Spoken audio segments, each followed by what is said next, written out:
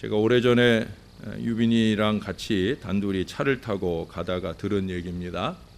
어느 가정 세미나에서 강사 목사님께서 모임 부부마다 돌아가면서 이런저런 질문을 하면서 분위기를 돋우고 있었습니다. 그런데 그때 한 아내가 자기는 지금까지 살아오면서 남편한테 사랑한다는 말을 한 번도 들어본 적이 없다는 말을 하는 거예요. 그 말에 막 화기애애했던 이 분위기가 싸늘해지게 됩니다. 목사님도 잠시 당황을 했어요. 그리고 나서 목사님이 그 옆에 앉아있는 남편을 향해서 한번 좀 해주라는 듯이 이렇게 눈짓을 했어요. 그래 그 눈치에 밀려가지고 이 남편이 마지못해 했는지 아니면 평소에 담았던 말이었는지 몰라도 그 아내에게 용기를 내서 사랑해 라고 말했습니다. 장례 안에 있는 모든 사람들이 환호와 박수를 보냈고 아내는 금방 눈물이라도 흘릴 것 같은 그런 표정으로 한없이 행복해했습니다. 그런데 목사님께서 그 남편에게 한 가지를 더 주문했어요. 그 기왕이면 여보도 해주시지 라고 얘기를 했어요. 그랬더니 그 남편이 못 해줄 거 없다 하는 그런 생각으로 아내를 보면서 이렇게 말하더랍니다. 여보도. 뭔 얘기인지 이해를 하셨어요? 이 남편이 졸지에 바람둥이가 돼버렸죠. 여러 여자들도 사랑하는데 그 가운데 여보도 사랑하는 게 돼버리고 말았어요. 목사님은 여보 사랑해 이렇게 하길 원했는데 이분이 너무 당황을 해서 여보도 라고 이렇게 말하는 것으로 그만큼 무뚝뚝하셨다는 거죠. 사랑을 표현하는데 익숙하지 않았다는 거예요. 사실 저 역시도 아내에게 시원스럽게 사랑한다는 말을 못 들어봤습니다. 아마 이 중에 많은 남편들이 저와 같을 거라 생각이 듭니다. 죄송한 얘기지만 아내 여러분, 그래서 남편들이 별다방 미스김을 찾아갈 수도 있다는 사실을 우리가 알아야 되는 거예요. 간혹 여자분들은 별다방 미스김이 자신보다 못생기고 저식하다고 해서 그런 여자에게 빠져든 남편을 더욱더 힐난합니다. 그런데 그들에게 단 하나 달콤한 속삭임이 있다는 사실 때문에 남편들이 어리석은 마음을 품을 때가 있다는 거죠. 물론 요즘은 그 반대의 달콤함을 위해서 아내들이 뛰쳐나가기도 하는 그런 세상이기도 합니다. 그러나 남편 여러분들이 아셔야 될 거는 별다방 미스김이 아무리 사랑을 속삭인다 해도 그것은 다 거짓 사랑이라는 거죠. 그런 여자들은 또 다른 남자들한테도 쉽게 그 사랑해를 남발하고 말 거예요. 그야말로 당신도가 되는 그런 사랑일 뿐이라는 거죠. 차라리 꽂아 놓은 보리자루 같이 전혀 사랑을 속삭일 줄 모른다 할지라도 그 마음 깊은 곳에 사랑의 샘을 간직하고 나와 내 자식들을 위해 희생하고 살아가는 내 아내, 그 조강지처의 사랑이 제일인 줄로 믿고 살아야 된다는 거예요. 가정은 행복해야 할 의무와 권리가 있습니다. 오늘 본문 1절을 보시면 마른 떡 한 조각만 있고도 화목하는 것이 제육이 집에 가득하고도 다투는 것보다 나으니라. 좀 없으면 어떻습니까? 좀 덜 누리면 어떻습니까? 화목한 것이 최고라는 거예요. 그 가정의 화목의 기초는 뭐니 해도 부부일 겁니다. 그리고 그 부부의 행복의 기초는 바로 처음 사랑을 지키는 거예요. 그 배우자를 향한 처음 마음을 지키는 거예요. 신앙에 있어서도 우리가 하나님을 향한 처음 마음, 첫사랑을 지키는 것이 중요한 것을 요한계시록 2장이 말씀하잖아요. 배우자들을 향해서도 마찬가지예요. 여러분 여기 3절에 보면 여호와는 마음을 연단하시느니라 그랬어요. 연단하셔서 뭐 하려고요? 단단히 다져주시려는 거죠. 하나님께서는 우리의 마음을 연단하시고 다져주시는데 특별히 부부간의 사랑의 마음을 단단하게 해주시는 우리 하나님이신 줄로 믿습니다. 이걸 잊지 말아야 돼요. 해가 갈수록 달이 갈수록 그 사랑이 단단해져야 되는 거예요. 가족은 그래야 되는 거예요. 가족 같은 교회도 마찬가지여야 되는 거예요. 아담과 하와 그들은 이는 내 뼈 중에 뼈요 살 중에 살이라 이 고백을 할 정도로 아주 닭살 커플이었어요. 그러나 어느 날 하나님께서 아담에게 아담아 내가 그 열매를 따먹었느냐 물으실 때 아담은 이렇게 말합니다. 하나님, 당신이 제게 주신 그 여자에 대해 제가 할 말이 있어요? 이게 무슨 얘기예요? 당신이 내게 주신 여자 때문에 내가 이 모양이 됐다. 핑계하는 거지요. 하와에게 가서 또 물으시자 하와도 역시 말합니다. 하나님, 제가 뱀에 대해서 말할 것이 있어요. 하나님이 듣고자 하는 것은 아담에게는 아담 자신의 얘기를 듣고 싶은 거예요. 하와에게는 하와 자신의 얘기를 듣고 싶은 거예요. 그런데 많은 사람들이 이처럼 우리의 이야기에서 자신의 회개나 반성의 이야기는 쏙 빼고 그녀에 대한 험담으로 발전하면서 사랑이 무너져요. 가정 안에서도 교회에서도 세상에서도 마찬가지. 자기가 해야 할 더 큰 회개는 쏙 빼놓고 다른 사람들의 티를 들추어내는 일에 눈에 넣어도 아프지 않을 그 사람에서 눈에 가시 같은 존재로 변하는 어리석음을 범하게 되어지더라는 거예요. 여러분, 왜 그럴까요? 그것은 바로 마음이 무너져서 그런 거예요. 마음의 단단함을 상실해서 그런 거예요. 부부간에도 교우간에도 내 안에서 무너진 그 마음으로부터 관계가 무너졌음을 우리가 알아야 합니다. 내 마음을 일으켜 세워야 다시 하나님이 우리를 단련하시는 그 은혜 안에, 연단하시는 그 은혜 안에 들어가 내 마음을 세울 수 있을 때에 그때 희망이 열린다는 거예요. 여러분, 우리는 사랑하지 않고는 행복할 수 없습니다. 모든 것에 성공해도 사랑에 실패하면 실패한 거예요. 모든 것에 실패할지라도 사랑에 성공하면 성공하는 거예요. 그게 오늘 1절이 말씀하는 내용이에요. 사랑의 성공자, 첫사랑을 변함없이 지켜가는 그런 사람이 되어야 된다는 거예요. 그게 길인 것입니다. 여러분, 기사 윌리엄이라고 하는 영화를 혹시 보셨나 몰라요. 그 영화에 보면 주인공 윌리엄이 시골 촌뜨기인데 이 기사로서의 이 기술을 배우고 재능을 배우고 그래서 그가 대회에 나가서 승승장구합니다. 그런데 그가 첫눈에 반한 그 여인이 있는데 그 여인이 그에게 부탁하는 거예요. 져달라고. 자기를 사랑한다면 져달라고 그렇게 부탁을 합니다. 그가 이길 수 없는 상대라서 지는 게 아니에요. 그는 그 사랑하는 그 여인을 위해, 사랑을 위해 즐겁게 처참하게 무너집니다. 그리고 패배합니다. 그러나 그는 결코 실패한 인생이 아니라고 봅니다. 왜? 사랑하기 때문입니다. 사랑이 전부입니다. 전부를 바칠만 하고 전부를 결정하는 것, 그게 사랑이란 말이죠. 여러분, 오늘 이 시대에 우리는 다시 사랑해야 합니다. 다시 사랑에 빠져야 된다는 거예요. 이 나이에 무슨이라고 생각하지 마시고 다시 사랑하셔요. 가정 안에서도 교회 안에서도 세상을 향해서도 예수 믿는 저와 여러분, 하나님의 풍성한 사랑 때문에 사는 저와 여러분은 다시 사랑해야 하는 거예요.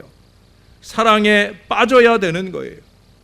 톨스토이는 그의 인생론에서 미래의 사랑이란 있을 수 없다. 사랑은 오직 현재의 활동일 뿐이다. 지금 사랑을 표현하지 않는 사람은 사랑을 갖고 있지 않는 사람이다 했어요. 그래서 제가 지난번에 주례할 때도 얘기했고 제가 늘 자주 하는 얘기 있잖아요. 오늘 사랑은 오늘 해야 된다. 오늘 회개도 오늘 감사도 오늘 사랑도 우리는 오늘 해야 된다는 거예요. 우리는 다시 사랑해야 합니다. 늦기 전에 사랑해야 되는 거예요. 세상을 떠난 사랑하는 사람들에 대한 그리움의 편지를 한데 모아 아내의 빈자리라는 책이 나왔어요. 그 제목의 글을 쓴 이재종님 역시 사고로 아내를 갑자기 잃고 4년째를 살았어요. 한번 잘 들어보세요. 크리스마스 캐롤이 울려 나올 때쯤 아이가 또 일을 저질렀다. 회사에서 퇴근하려고 하는데 전화가 왔다. 동네 우체국 직원이었는데 아이가 우체통에 주소도 안 쓴 장난 편지를 100통이나 넣는 바람에 바쁜 연말 업무에 지장이 많다는 것이다. 서둘러 집으로 간 나는 아이를 불러놓고 다시는 들지 않으려던 매를 들었다. 아이는 이번에도 잘못했다는 소리만 했다. 난 아이를 한쪽 구석에 밀쳐놓고 우체국에 가서 편지 뭉치를 받아왔다. 그 뭉치를 아이 앞에 던지며 도대체 왜 이런 장난을 쳤느냐고 다그쳤다. 그러자 아이는 울먹이는 소리로 대답했다. 엄마에게 편지를 보낸 거라고. 그 말을 듣는 순간 가슴을 저미는 듯한 슬픔이 내 눈시울을 적셨다. 하지만 아이가 바로 앞에 있는 터라 나는 아이에게 애써 감추며 다시 물었다. 그럼 왜 이렇게 많은 편지를 한꺼번에 보냈느냐고. 그러자 아이는 그동안 우체통에 구멍이 높아서 키가 닿지 않았는데 요즘 다시 서보니 우체통 입구에 손이 닿기에 여태까지 써왔던 편지를 한꺼번에 넣은 것이라고 했다. 난 아이에게 무슨 말을 해야 할지 막막했다. 잠시 후 나는 이렇게 말할 수밖에 없었다. 엄마는 하늘에 계시니까 다음부터는 편지를 태워서 하늘로 올려보내. 아이가 잠든 후 나는 밖으로 나와 그 편지들을 태우기 시작했다. 아이가 엄마한테 무슨 얘기를 하고 싶었을까 궁금한 마음에 편지 몇 통을 읽었다. 그중 하나가 나의 마음을 또 흔든다. 보고 싶은 엄마에게, 엄마, 오늘 유치원에서 재롱잔치를 했어. 근데 난 엄마가 없어서 가지 않았어. 아빠가 엄마 생각날까봐 아빠한테는 얘기 안 했어. 아빠가 날 찾으려고 막 돌아다녔는데 난 일부러 아빠 보는 앞에서 재미있게 놀았어. 아빠가 야단쳤는데 난 끝까지 얘기 안 했어. 엄마, 난 매일 아빠가 엄마 생각나서 우는 거 본다. 아빠도 나만큼 엄마가 보고 싶은가 봐. 근데 나 엄마 얼굴이 잘 생각 안 나.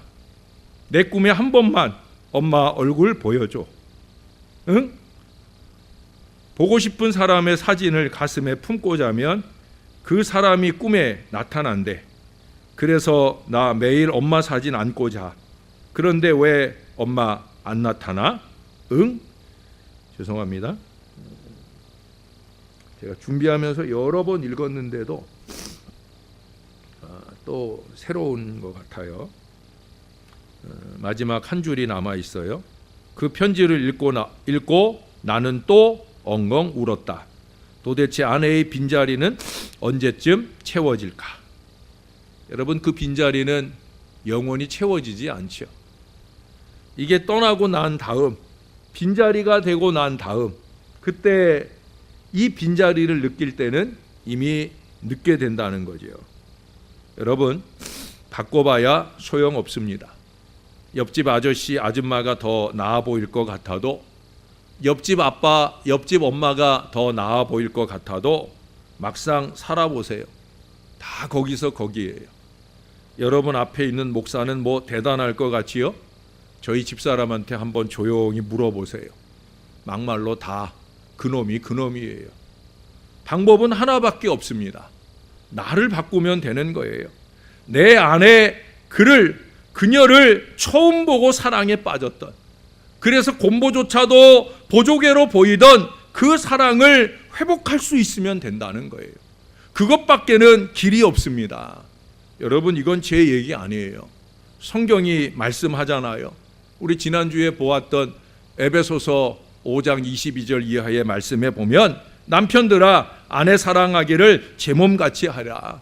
주께서 교회를 사랑하심같이 하라 말씀하잖아요. 우리를 향하신 우리 하나님의 인애, 그 사랑을 헤세드라고 표현을 합니다. 헤세드가 뭔지 아십니까? 무조건적인 한결같은 변함없는 사랑이 헤세드예요. 우리의 사랑이 어떠해야 하는 것을 우리들에게 가르쳐 주는 거예요. 그래서 우리가 아까 교독한 고린도전서 13장에서는 말하잖아요. 사랑은 오래 참는다. 사랑은 견디는 것이다. 여러 번 반복해서 사랑을 말할 때 참고 견디는 것이다. 언제까지? 주님 오실 때까지. 사랑은 결코 포기하지 않는 거예요.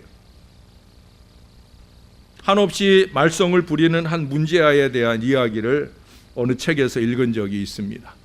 그의 아버지는 이 아들을 쫓아다니며 그 사고친 거 뒤치다거리 하느라고 평생에 번 돈을 다 썼어요. 이웃에서 이것을 지켜보고 있던 어떤 분이 그 아이 아버지에게 이렇게 말했답니다. 내 아들 같으면 벌써 잊어버렸을 거예요 라고 위로하듯 말했어요.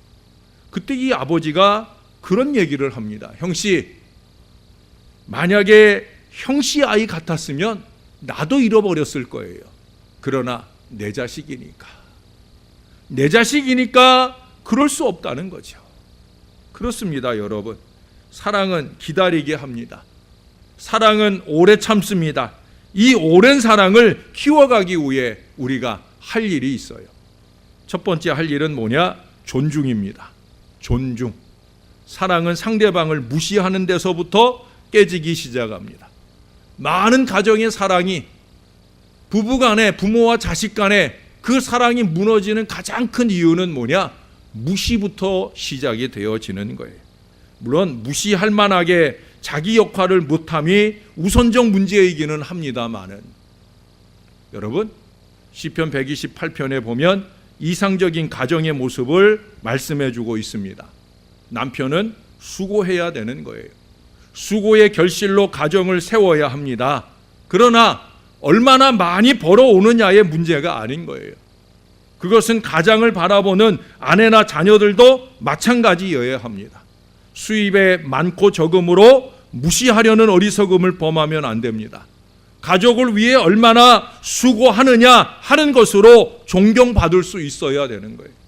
노름이나 바람 등으로 허튼 데 땀 흘리고 무의도식으로 살아가며 또는 땀 흘림 없이 불로소득으로 찾아다니면 무시당하기 알맞겠지요. 그건 아내도 마찬가지입니다. 결실한 포도나무 같은 아내라 말씀하고 있는데 영양가 있는 아내를 일컫는 거지요. 가족의 건강을 위해 정성된 음식을 준비하는 그런 아내, 그보다도 더 온 가족의 안녕을 위한 중보기도의 영적 영향을 꾸준히 공급하는 그런 아내가 되어야 그런 어머니가 되어야 된다는 거예요. 어머니에게 있어 가장 중요한 사명은 기도입니다. 기도가 게으른 어머니는 믿음의 어머니가 아닌 거예요. 그러나 여러분, 이 모든 것의 부족에도 불구하고 우리는 서로를 존중해야 된다는 거예요. 가정은 인격과 인격의 만남이기 때문에 그렇습니다. 조 레오날드란 분이 이런 말을 했어요. 가정은 그 자체가 목적이 아니다. 가정은 하늘나라를 만들어내는 실험실이다. 여러분, 여러분의 가정은 하늘나라가 만들어지고 계십니까? 하늘나라는 공평과 정의의 나라, 차별이 없는 나라입니다. 부부가 똑같이 존중받는 가정이 이상적인 기독교 가정이라는 거예요. 남편 여러분들은 가정의 중요한 결정에 있어서 특별히 신앙적인 결정일수록 아내를 제외시키지 마시기 바라요. 아내의 의견을 무시하지 말고 부부가 함께 의논하며 가정의 미래를 열어가야 된다는 거예요. 텍사스 레인저스의 유명한 투수 롤란 나이언이라고 하는 투수가 있었습니다. 그는 42살에 이 팀에 이적해 와서도 200개가 넘는 삼진 아웃을 이루는 등 대단한 활약을 했어요. 그 계약이 마무리되고 다시 팀은 그와 계약하기를 원했습니다. 그런데 수백만 달러 이상이 오를 수 있는 이 연봉 협상에 있어서 이 롤란 나이언의 유일한 논의 대상은 구단주나 감독이나 이런 사람들이 아니에요. 그것은 바로 그의 아내였습니다. 그가 그의 아내의 치마폭 안에 있기 때문이 아닙니다. 그것은 바로 존중이에요. 함께 인생을 사는 관계로서의 예의라고 하는 거죠. 남자들은 이제 더 이상 일을 저지르는 쪽이어서는 안 된다는 거예요. 하나님과 기도로 상의하듯 아내와 얘기해야 됩니다. 그건 아내들도 마찬가지입니다. 또 부모로서 자식들을 향해서도 마찬가지여야 되는 거예요. 존중이 뭡니까? 그것은 바로 관심입니다. 제발 서로가 없는 것 같이 살지 말고 서로를 관심하고 그리고 존중하는 그런 가정이 되어야 되는 거예요. 두 번째 드리고 싶은 말씀은 우리는 영원한 놀이친구가 되어야 된다는 거예요. 여러분 그거 아세요? 우리 남자들은 유아성을 평생 가지고 삽니다. 다시 말해서 놀이를 죽을 때까지 놓지 않고 산다는 거예요. 예. 그 놀이가 뭐 낚시라든지 기타 여러 가지 취미 활동일 수도 있고요. 또 요즘에는 스마트폰 갖고 노는 거나 또는 컴퓨터 갖고 노는 것까지라도 이 놀이에서 벗어나지 못하는 게 평생 남자들의 삶이에요. 옛날에는 그저 학교 다닐 때 친구들하고 뭐 당구나 치고 노는 정도로 끝났지만 지금은 놀이의 대상이 많거든요.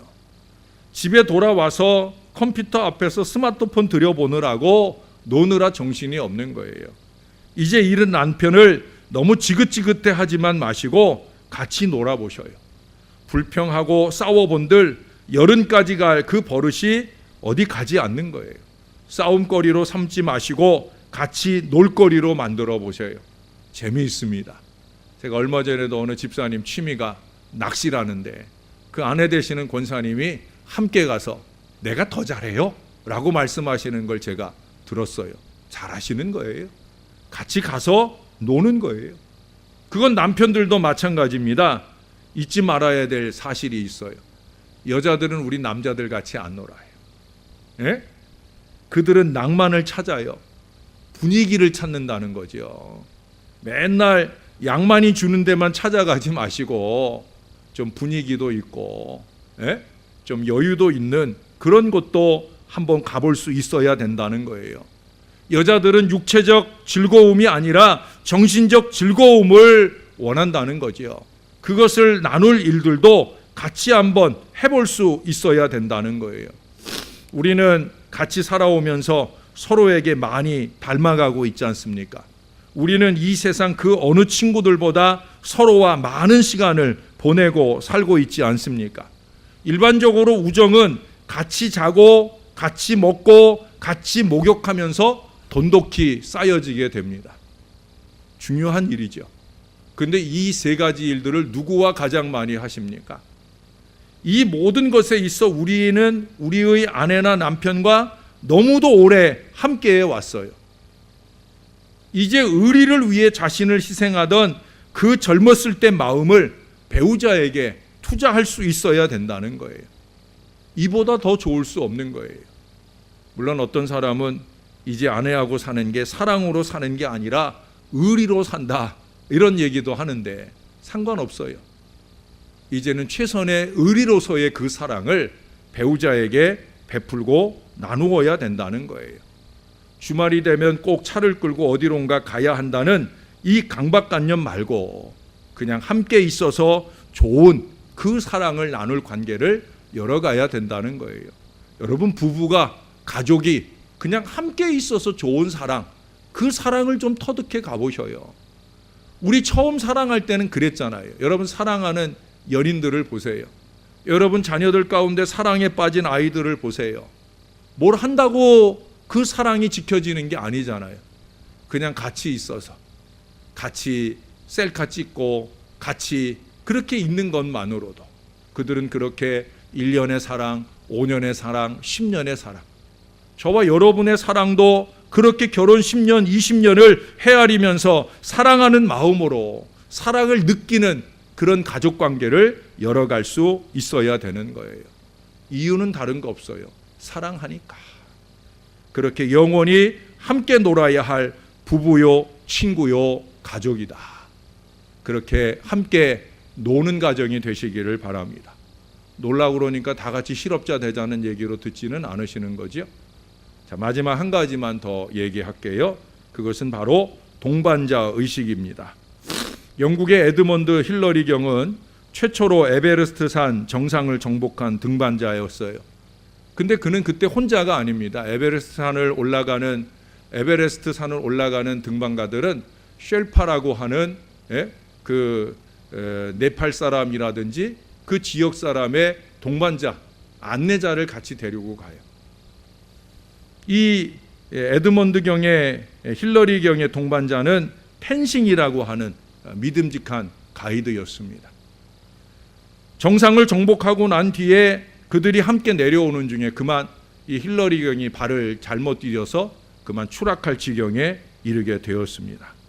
그때 이 텐싱이 로프를 꽉 잡고 그 도끼를 얼음에 박아 자기 목숨이 함께 추락할 수 있는 위기를 무릅쓰고 간신히 그를 구해냈어요. 힐러리 경 입장에서는 얼마나 고맙겠어요.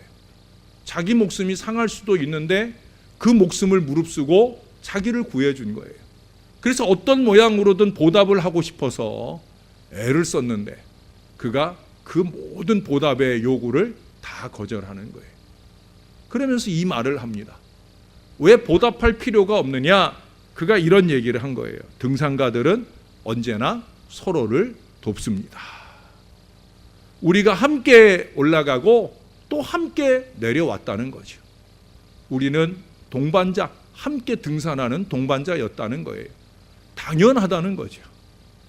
여러분, 우리는 우리의 인생을 아내와 가족들과 함께 정말 최고조로 올라갈 때도 있고 또 어쩌면 이제 나이가 들어 인생의 황혼을 향해 내려가고 있는 순간을 만날 때도 있습니다.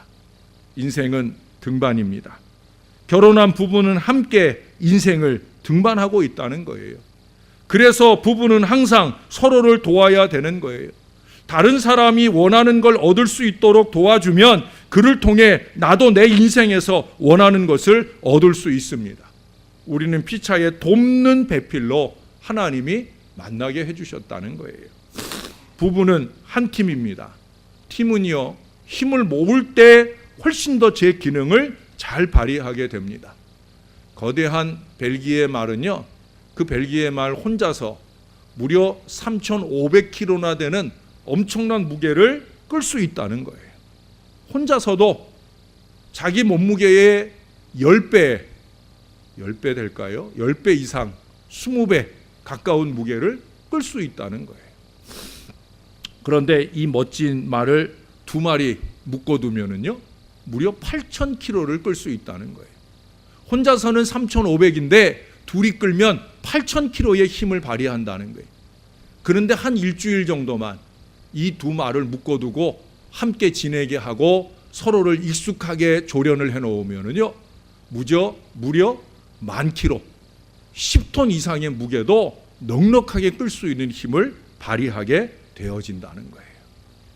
조화로운 동반자로서의 부부는 결혼 생활을 함께 즐겁게 보낼 수 있을 뿐만 아니라 혼자서보다 훨씬 더 많은 일들을 성취해낼 수 있다라고 하는 거예요.